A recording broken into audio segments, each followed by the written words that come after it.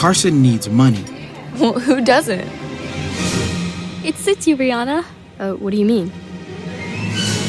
Why would anyone get married if they weren't in love?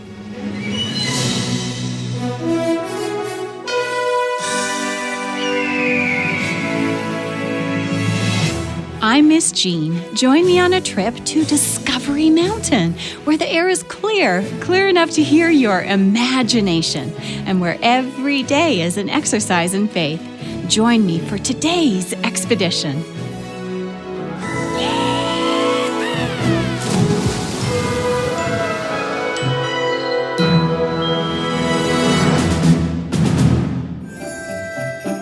What does Christmas mean to you? Is it about presents? Or is Christmas about time with your family? Or is it about celebrating the birth of Jesus? Well, maybe it's a bit of all of the above.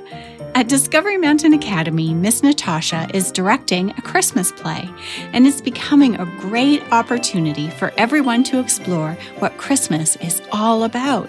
The cast list has been set, though some students are more enthusiastic about their roles than others.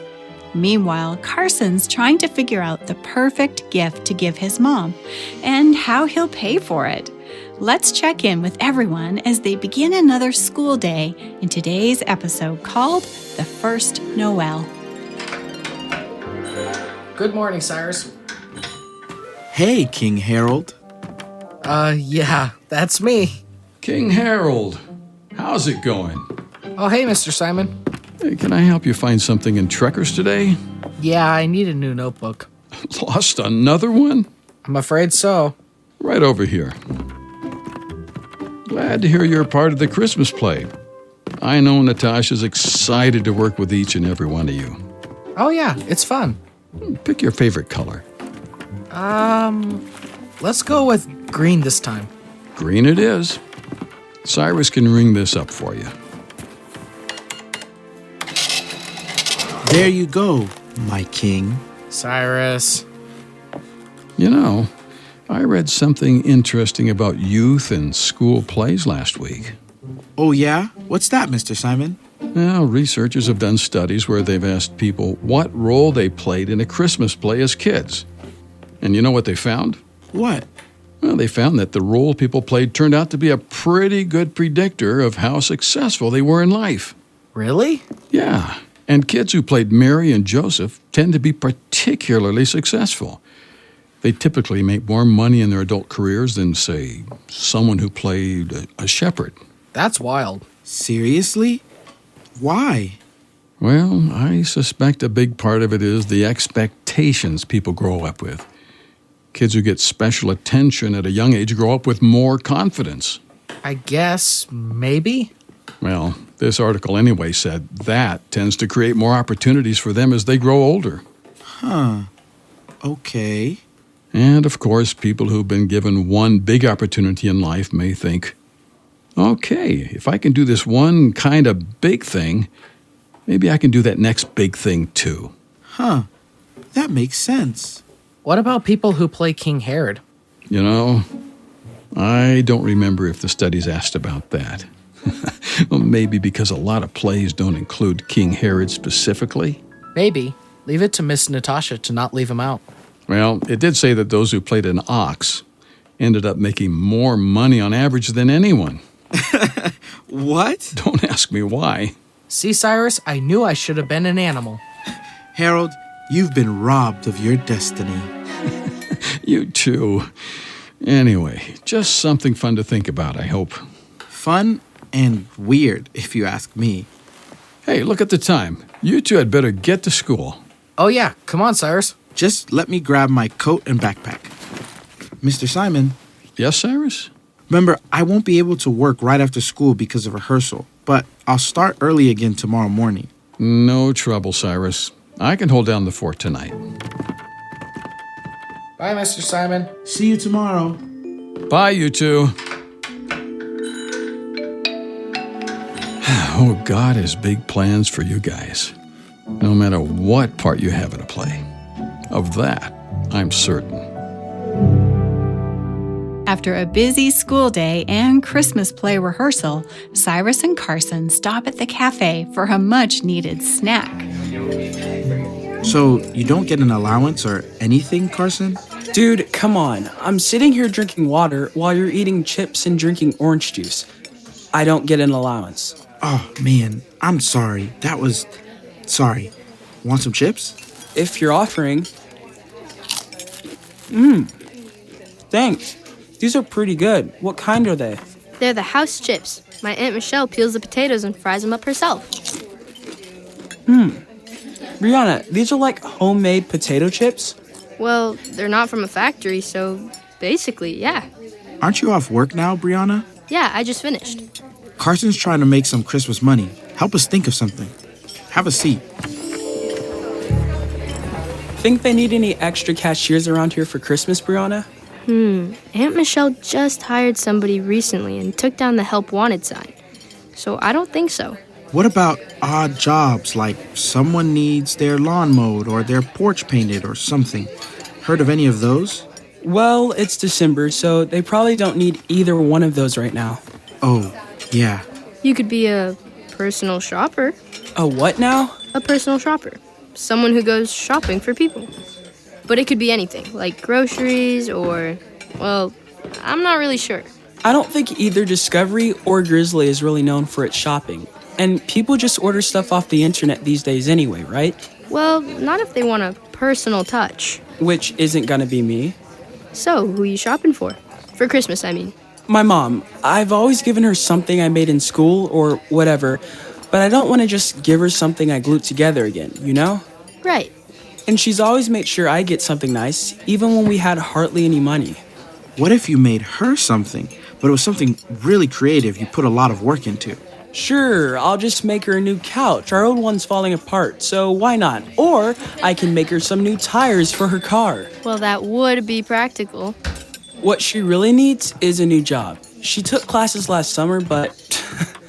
Hey, you guys. Ads, sit down. We need you. What's up? Carson needs money. Well, who doesn't? Christmas money. Okay. I'm just trying to get my mom a Christmas present. A nice one. Right. I was going to go to a used bookstore to look for a cookbook, but I've only got $3 cash. What if you recycled something or made something new? I don't want it to feel cheap, though. Yeah, but isn't everything recycled? The Bible says there's nothing new under the sun. I mean, the materials in, say, your phone all came from somewhere, right? Maybe. Carson, you're so good with making things. Remember the blacksmithing at the camporee? You were a natural. Yeah, but that was the camporee. It was a controlled environment. My mom would freak out if she knew I was playing with fire. Okay, but that's just an example. She'd be so proud of you if you built her something. You could build her, like, a toaster. A toaster? As an example? Your mom likes to read, right? Sure. What about a bookcase? Like a small one. People throw out bookcases all the time. But you could repair one and I could paint some pretty flowers or a nice design on it. Maybe. I think that's a great idea. You do awesome. Sure, now I just need to find something to recycle. And some paint, apparently. people always have paint lying around they're not using. I'll keep an eye out. Hey, speaking of recycling, did you guys see the play costumes? I saw yours, Addison. It's really pretty. Who's your character again, Ads? Anna the Prophet. She's just in one scene. Yeah, I don't remember that character at all. But you'd think since she was a prophet, she might know the wise men. She was elderly and hung out at the temple all day praying. Wow, how do you even get in the right frame of mind to play someone like that? Good question. But I just keep thinking, Anna spent so many years focused on God and talking to God that when Mary and Joseph showed up with God himself, even though he was just a little baby, she took one look at Jesus and knew, that's God. Wow. That's awesome. That night, as Carson studied his lines for the play, Hey, Carson? Hey, Mom, I'm in the kitchen. Good day at school? Yeah, it was pretty good. You? Just another long day on my feet. But at least it's good exercise, right? Yeah, there's that. Hey, what do you think of the lights? The lights? Where? The ones I strung on the window. I went with the silver ones instead of the flashing ones this year. Oh, I'm sorry, Carson. I guess I didn't notice them. Oh, Carson, this looks lovely. Thank you. You're welcome. I thought we could use a little more light. We sure could, Carson. We sure could. Hey, Mom, Yes, son? what do you want for Christmas? I want a happy, healthy family. That's not too much to ask, right? I mean, something I can get you. Oh, Carson, you know I don't need anything. Just keep your grades up, make me proud, have some fun. That is so unhelpful. Hey, what do you want? I'm thinking a pair of shoes, a video game, some dress clothes, and some Christmas candy. That sounds a lot like what I got you last year. It's what you get me every year, but it's fine. Carson, maybe we can do something special this Christmas. It doesn't have to be a brand new tradition. Maybe just something different. Maybe, or we can just stay up late and play board games like we usually do. Sounds like a plan. As Carson tries to make Christmas special for his mom, a team is working behind the scenes to make the Academy Christmas play all that it can be. We'll find out more after the break. Hi listeners, I'm Clara Goodman, the voice of Lana here in Discovery Mountain. I've been a voice actor since the program began, and it has been a really amazing experience. I love to show my love of Discovery Mountain by wearing some of their awesome merch. The hoodie and t-shirts are my favorite. Would you like to show off your love of Discovery Mountain too? You can find all the merch at discoverymountain.com/store. Hello listeners, I'm Logan Parchimento, the voice of Hugo Garcia here in Discovery Mountain. Being a part of Discovery Mountain is a really fun experience for me. I can't get enough of the program, and that's why I love the club. As a Mountaineer, I can listen to even more programs, like Jake's Take, Creation Nuggets, and Bedtime Bible Stories. If you're not a Mountaineer yet, check it out today. Visit discoverymountainclub.com. We'll see you there.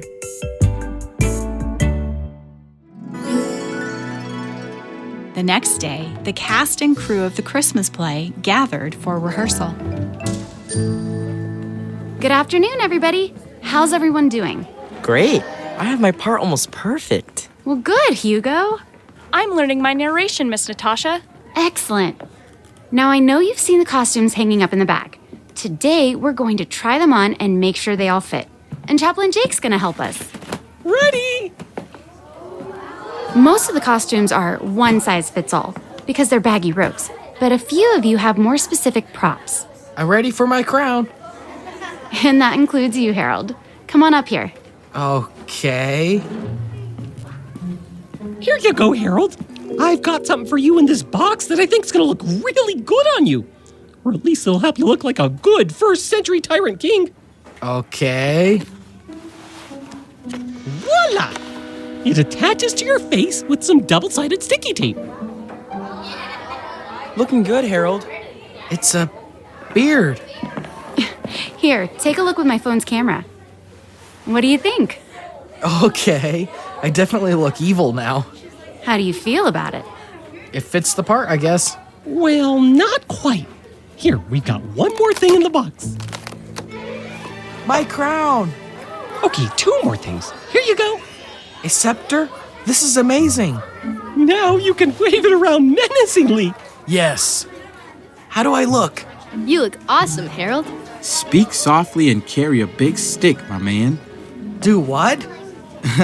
It's just something Theodore Roosevelt said. Just never mind. Harold, we'll get you your royal robes and you'll be all set. Thanks, Miss Natasha. Thanks, Chaplain Jake. All right, Anna. Addison. Would you come up, please? Yes, Miss Natasha? I have in my bag some hairstyling for you, too. Here, pull your hair back. It should all fit neatly under this wig. There, take a look. Oh, wow. I look old. It's amazing what a difference an old-fashioned hairstyle makes, doesn't it? Yeah.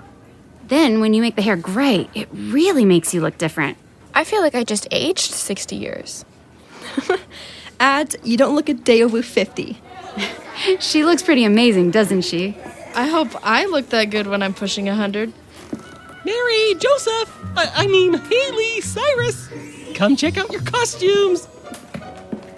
They're these two. I kind of expected something more loose, but I like it. Yep, try it on. Joseph worked in a carpentry shop. He wouldn't have worn something too baggy, you know? Yeah, I get it. Haley, try on this robe. It buttons in the back, but we can just see how it looks on you for now. Okay. Oh, I like it. Yeah, it's kind of a retro but youthful look, right? How does it fit? Good. And, hey, it's got pockets. Yep.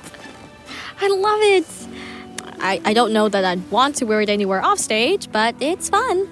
That works. Brianna, here's yours. It's supposed to be a little older looking. Oh, yeah, I see what you mean. It suits you, Brianna. What do you mean? It really works for you and your character, for playing Elizabeth. Okay. I like it, Miss Natasha. I'm glad. Okay, it does look like it's just a little too long, though. We'll look at that later and see about having it altered.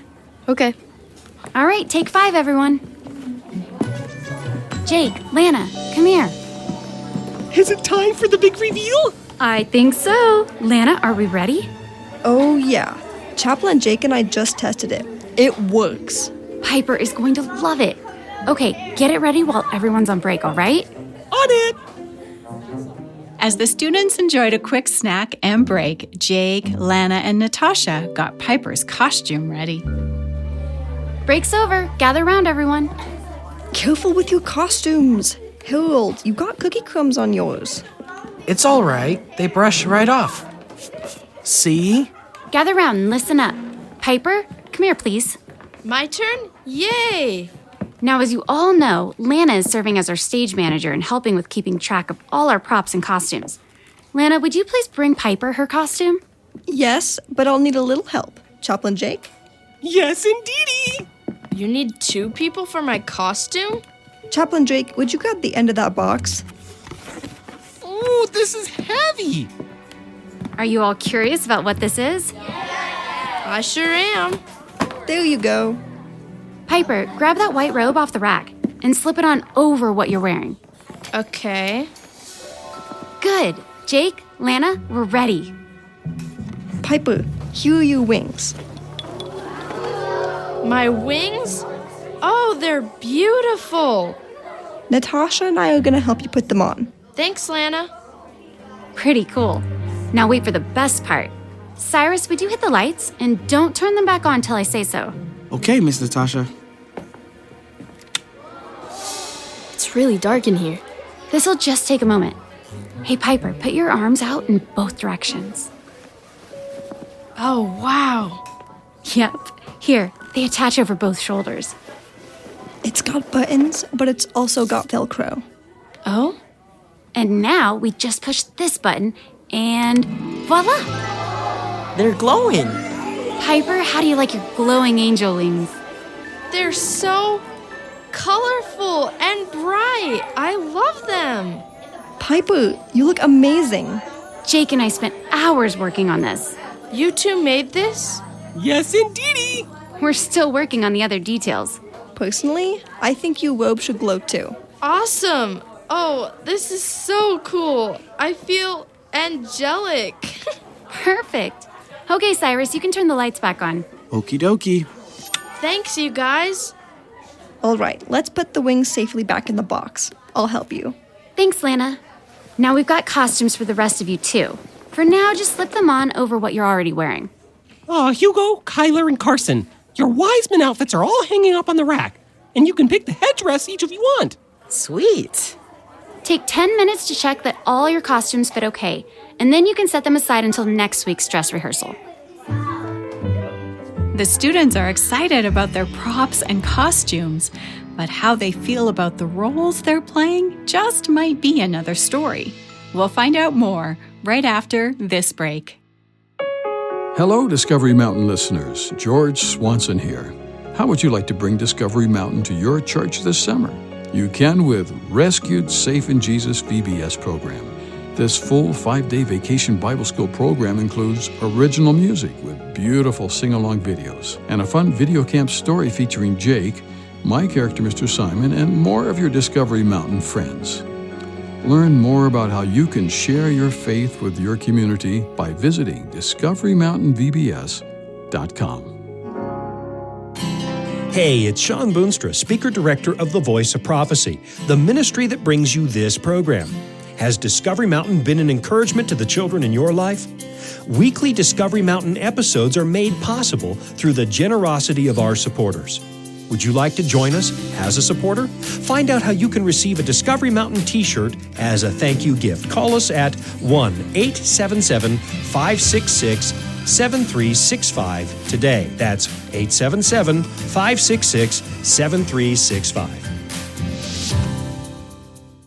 Let's head back inside the Discovery Mountain Academy, where our students are still rehearsing. All right, Janet, let's start the narration for scene 1. Long ago, in a world not so far away, a young girl is engaged to be married. Miss Natasha, should I say young girl or young woman? I mean, she's getting married. It's a good question. Let's go with young woman. Cyrus, you're up. Good morning. Good morning. Mary, what are you baking? It smells delicious. My mother brought... Oh. You're doing fine, Haley. My mother taught this recipe to me when I was a little girl. Would you like to try it? I'd love to. Here you are, Joseph. This is... It tastes even better than I expected. What is that? Coriander? It's oregano. Mary, you know that I spoke with your father. Yes, sir. Call me Joseph. Yes, Cyrus. Sorry. It's okay. Keep going. Yes, Joseph. Mary, I've always respected and admired your kind heart. Are you willing to join hands with me and my family? Yes. Yes, Joseph. I am. And scene. Excellent. You're really inhabiting the characters. Thanks, Miss Natasha. But I'm just wondering, do you think Mary and Joseph were, in love? The Bible doesn't say, but... The Bible doesn't say? Why would anyone get married if they weren't in love? Well, Piper, back then, life was really difficult for people on their own, especially women on their own. They didn't have all the support systems in place that we take for granted today. What do you mean? Well, if you lived in some little village somewhere, you couldn't just get a job and make money to pay for your house and your food and everything else you might need. Okay. Now, you might become somebody's servant and live at their house and eat for free, but even then, your job wouldn't give you much more than food and shelter. So if you wanted a bit more freedom, more or less, you got married. If you could. But did they really even have that much free time? Or did they have more than we do because they didn't have books or TV or soccer to play? Life was a lot of work without washing machines and flushing toilets and all the things we take for granted today. Imagine not being able to refrigerate your food. Oh, wow. Yeah. But did they just marry some random person? Well, they weren't usually too random. Imagine if you're from a small village. You probably only knew a few hundred people, and you'd probably end up marrying one of them. I never thought about it too much, I guess. The truth is, only marrying for love is a pretty modern concept. Of course, there are people in the Bible who were very much in love. Like Jacob and Rachel, right? He worked for years so he could marry her. True. You know, we don't know that much about Mary and Joseph's relationship, but chances are they married first and fell in love later. Oh, I don't know how I feel about that. Also, keep in mind that the Gospel of Luke talks about a number of quite successful women who helped to financially support Jesus' ministry. Oh, yeah? Like who? Well, Mary Magdalene, Susanna, and Joanna. But for the average person, especially women, marriage was simply the best and often the only way to survive. Didn't people back then have to depend on their kids to take care of them when they got old? That's true. And that's a big reason why some scholars think that Mary never gave birth to another son after Jesus. Oh? Yes, Because before he died, Jesus asked his disciple John to take care of her. Oh, I see. It feels like Mary had to depend on a lot of people. It does. And then Jesus chose to become a helpless baby who depended on her. I don't know how I'd feel about that. It's pretty amazing to think about, though, isn't it? The creator of the universe, making himself so small. Yeah. Definitely. Ready for scene 2? Let's go. Ready for your narration, Janet? King Herod earned the title Great for his massive building projects, including a huge expansion of the temple in Jerusalem. But what he's most remembered for today is being a tyrant. King Herod came to power. The students rehearsed that scene, and then another, and another. Harold, your scowl is excellent. Thank you. I practiced that. Okay, let's take a 5-minute break to stretch, and then we'll do the scene with the angel Gabriel. Miss Natasha, can we talk? Sure thing, Haley. What's up? Privately? Of course. Let's step aside. Thanks. What's on your mind? I don't know how I feel about playing Mary. Director Doug, Haley seems to be struggling, and she's not the only one in town, is she? No, Carson's not sure if he fits in, and he's not sure if his mom's doing okay. He wants to get his mom something special for Christmas, but that's not always easy when you're a teenager without a job. Now that's a challenge. I wonder what's bothering Haley. Well, it may not help that it's Christmas time. Sometimes the holidays remind people of what they feel they're missing. That's true. And that's part of what makes the promise of Jesus' birth so important. Because of this first Advent, we can know that he will return just as he promised. Yes, Jesus promised that in his word. Yes, he did. Jesus said, "In my Father's house there are many dwelling places. If it were not so, would I have told you that I go to prepare a place for you? And if I go to prepare a place for you, I will come again and will take you to myself, so that where I am, there you may be also." That's beautiful. One day we'll live together in our Father's house. Yes, and God always keeps his promises. You've been listening to Discovery Mountain, where the air is clear enough to hear your imagination, and where every day is an exercise in faith. To listen to other episodes and to send us a message, visit us online at discoverymountain.com. Discovery Mountain is a production of The Voice of Prophecy. Join us again here next time, where every day is an exercise in faith. The First Noel was written by Tom Paul Wheeler, produced by Jean Boonstra, and post-produced in Ontario, Canada by Douglas Bruce and Danny Columbi. Recorded in Loveland, Colorado, Bowmanville, Ontario, and remotely from around the world.